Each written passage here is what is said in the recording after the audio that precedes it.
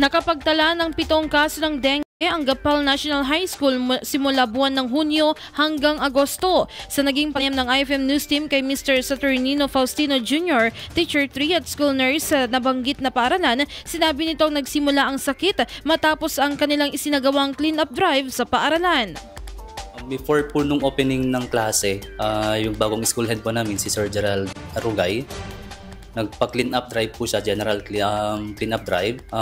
Totally po na lininisan lahat ng premises ng school. And after that po, doon na po nagsimula yung start na pagkakaroon ng kaso ng dengue sa school po namin. May mga cases po ng mga bata na meron ng nilalagnat, 2 to 3 days nagkakaroon na ng lagnat. Tapos yung mga magulang naman po ma'am, pinapa-check up po nila sa bayan, sa hospital.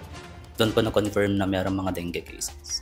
Dahil dito, nakipag-ugnayan ng kanilang pamunuan sa Barangay Health Center at City Health Office 2 para magsagawa ng pagsusuri kaugnay sa dengue.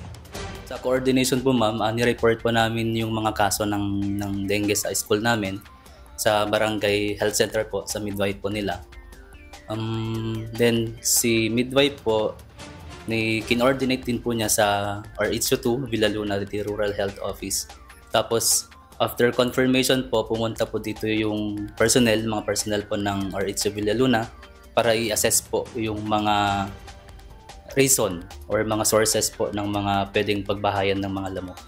Bukod dito, nagkaroon din ng inspeksyon ng Department of Health sa naturang paaralan upang kumpirmahin ang source ng dengue sa kanilang lugar. After po ng Villaluna personnel or RH Villaluna, agad din pong pumunta 2 to 3 days after po ng pagpunta na ng mga RH personnel, may mga taga-DOH personnel din po na pumunta para i-confirm din po at i-validate kung dito ba daw po yung source ng dengue sa Gapal.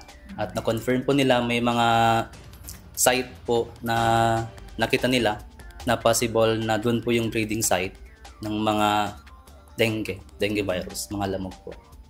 Nagsagawa rin ang paaralan ng talakayan sa mga mag-aaral tungkol sa mga hakbang upang mapuksa ang lamok na nagdadala ng dengue kasunod ng pagpapanatili ng kalinisan sa kanilang paaralan. Hindi naman po nagkukulang yung school namin sa pagpaalala sa mga learners po natin na panatilihin yung cleanliness. Pinapanatili po nila yung mga source po ng mga breeding site, lahat po, for example po yung mga gulong, mga takip po, mga plastic containers, lahat po yun ay inaalis po namin sa mga possible breeding site po ng mga insekto, particularly yung mga dengue po.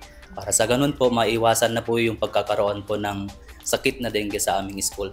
And last po, noong Monday po, nung flag ceremony, nagkaroon po kami ng health education, particularly sa dengue po. Kung sa ano po yung cause, kung paano po yun maiiwasan.